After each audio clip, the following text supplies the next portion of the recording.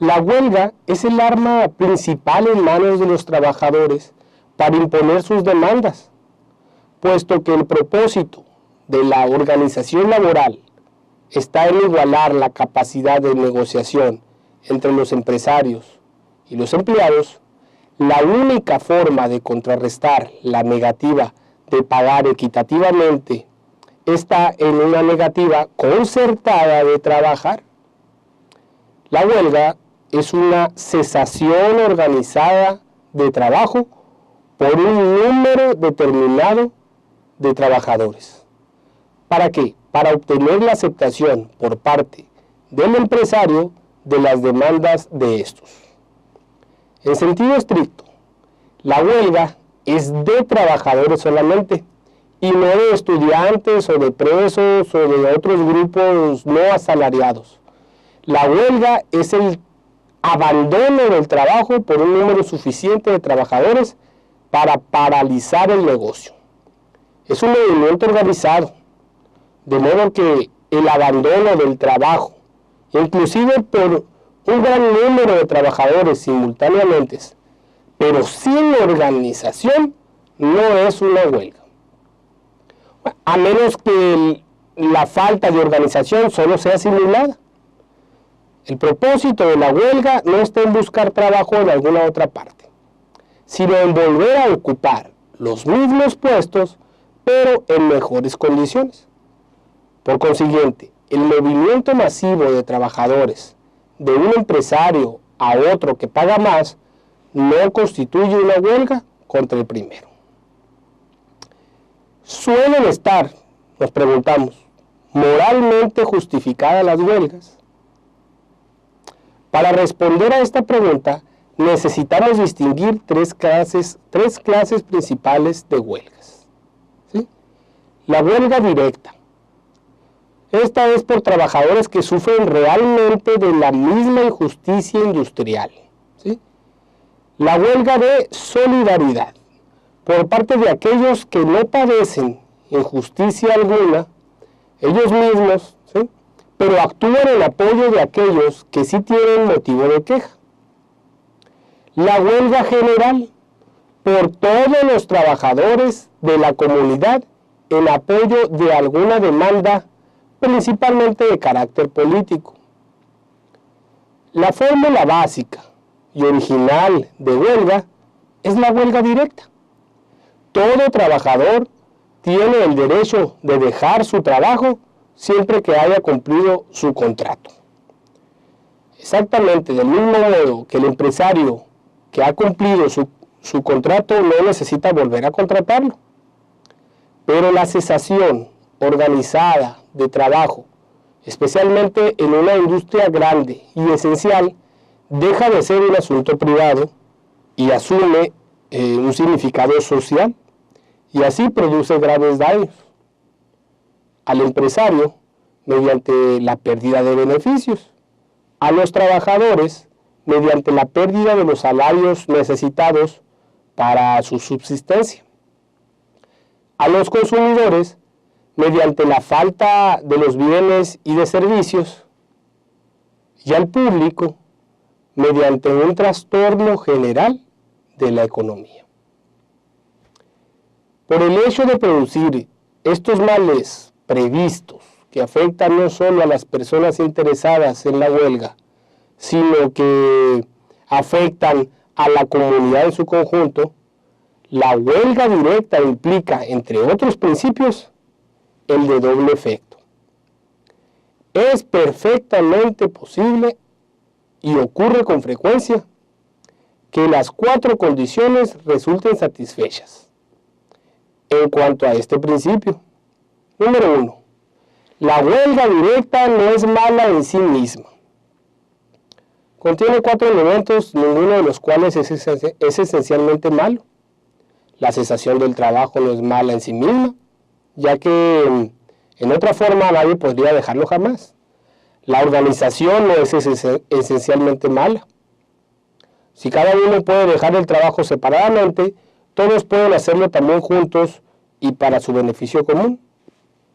Las demandas justas, presentadas y negadas, pueden ser la causa de la huelga. Ninguna huelga puede ser legítima a menos que las demandas sean justas. Pero es el caso que puedan serlo, ¿sí? Y lo son a menudo. Tales, por ejemplo, como las relativas a una paga insuficiente o a condiciones de trabajo intolerables. ¿O el contrato habrá sido violado acaso por los empresarios? ¿O habrá resultado invalidado por un cambio imprevisto en la situación económica? Y así podemos encontrar muchísimos ejemplos. Las circunstancias relacionadas con la huelga no son siempre ni necesariamente malas. En efecto, violencia y derramamiento de sangre han tenido lugar en el curso de las huelgas, pero no hay nada en la idea misma de la huelga que los haga inevitables. 2. El efecto bueno no se obtiene por medio del efecto malo. Los males que resultan para el trabajador, el consumidor y el público en general no son medios que rectifiquen la condición de los trabajadores y no hacen más que ejercer accidentalmente una presión complementaria sobre el empresario. Pero, ¿no se obtiene acaso el efecto bueno a través del mal causado al empresario? Esta es una pregunta básica. La huelga está concebida para herir al empresario en aquello que más le duele, y esto es la cartera. Esta pérdida financiera es el medio que tienen los huelguistas para obligar al empresario a ceder finalmente a sus demandas. Sin duda, pero el hecho de que la huelga actúe en esta forma no hace con todo que sea moralmente mala. En efecto, el principio del conflicto de derechos viene a convalidar aquí el principio del doble efecto. La pérdida financiera es un mal físico que puede tenerse el derecho de infligir, como lo hace el juez, por ejemplo, cuando impone una multa como un castigo. Y los huelguistas no cometen injusticia alguna a su patrón injusto cuando paran el trabajo con objeto de interrumpir sus beneficios y obligarle de esta misma manera a cesar en su injusticia hacia ellos. Para poner fin al mal de la pérdida para él, todo lo que el empresario necesita hacer es actuar justamente para con sus hombres. Por consiguiente, el mal es un mal que el empresario se causa a sí mismo. 3. Los huelguistas no deben perseguir el mal en sí mismo, sino solamente los salarios justos y las condiciones apropiadas de trabajo a las que tienen derecho. La huelga no ha de tener por objeto fomentar odio ni fomentar la guerra de clases, sino solamente volver a conseguir los mismos puestos en mejores condiciones.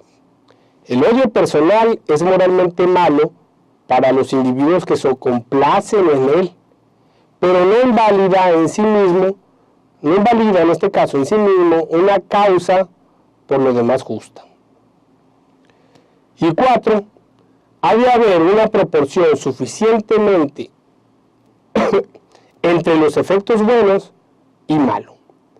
Cuanto más doloroso y generalizado sea el mal, tanto mayor ha de ser la causa necesaria para contrarrestarlo. Una huelga entre militares es inconcebible y entre policías y bomberos no es casi nunca justificable. Una huelga en una industria nacional susceptible de paralizar el país requiere una causa extraordinariamente grave. Este requisito no pone ciertamente toda la culpa en los trabajadores, sino que subraya el deber de los empresarios de anticipar el trastorno y de cuidar de que una causa realmente justa para la huelga nunca tenga lugar, ¿no? La proporción depende de muchos factores que han de apreciarse separadamente en cada caso concreto. El cuarto punto puede apreciarse con mayor detalle considerando muy detenidamente las 4 condiciones siguientes de huelga justificada. Y las veamos. Ha de haber una causa justa, una paga demasiado baja, demasiadas horas de trabajo, un trato brutal, condiciones de trabajo peligrosos o antihigiénicos, etc. Todo esto constituye motivo suficiente en tanto que las enemistades personales o las pequeñas rivalidades y las ambiciones de los líderes individuales no lo son. Los trabajadores podrán hacer huelga por el salario justo mínimo y los trabajadores calificados por el salario que suele pagarse por el trabajo que están haciendo. Al negociar un nuevo contrato, podrán negarse a trabajar por el salario justo mínimo, aunque sea un salario justo, y pedir más, ¿no? Ninguna ley obliga a los individuos a aceptar el mínimo al que tienen derecho, y la misma idea de la negociación supone que se espere obtener más. En cambio, la proporción resulta trastornada si los trabajadores hacen huelga por el último centavo del salario justo más alto, aunque puedan pedirlo, o si los propietarios organizan un lockout porque los trabajadores se niegan a aceptar el mínimo estricto.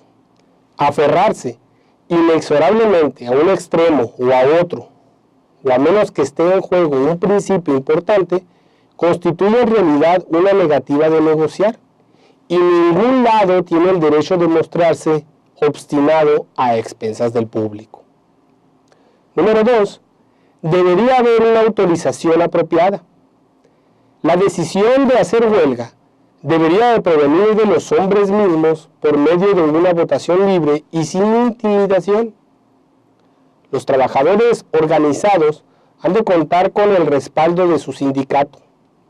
Si el empresario solo puede negociar con los trabajadores a través del sindicato, estos han de servirse del mismo conducto.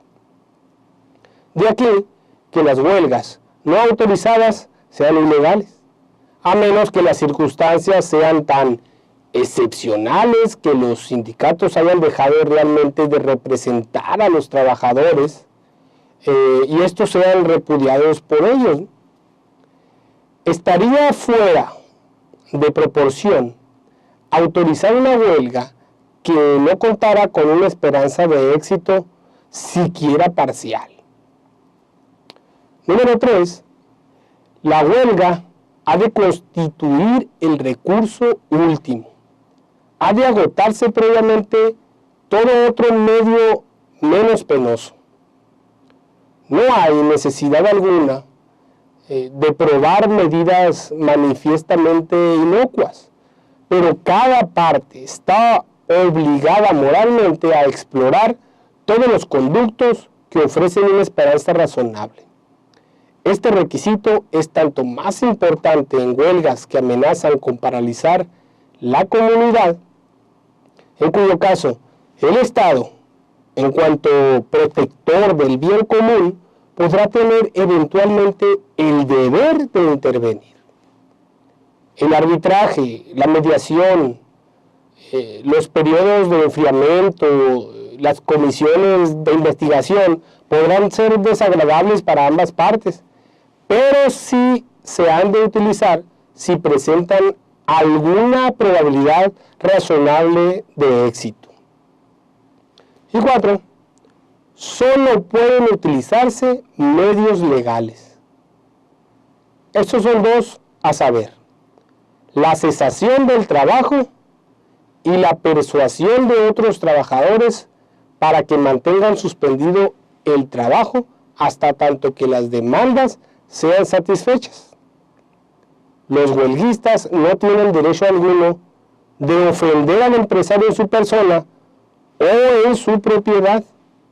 No existe excusa alguna para el sabotaje o para la violencia. El poner piquetes pacíficos constituye un medio legal de persuasión, pero los huelguistas no tienen derecho de servirse de la fuerza física contra aquellos que tratan de atravesar la línea del piquete. Ya se trate de clientes, de trabajadores que no están en huelga o de nuevos trabajadores que buscan sinceramente trabajo. Los empresarios pueden contratar a trabajadores pacíficos para ocupar el lugar de los huelguistas, pero no a esquiroles profesionales de los que es de prever que provocan inevitablemente la violencia. En una huelga justificada, los huelguistas tienen el derecho de ser reintegrados a sus trabajos porque fue solamente en defensa de sus derechos que empezaron por holgar. El primero que inicia el empleo de la violencia en una huelga, sea quien sea, obra mal, y una vez la violencia iniciada, cada uno tiene el derecho de autodefensa, pero la violencia, con todo, no constituye un medio legítimo como tal, ni ha de ganar y ni ha de romper una huelga.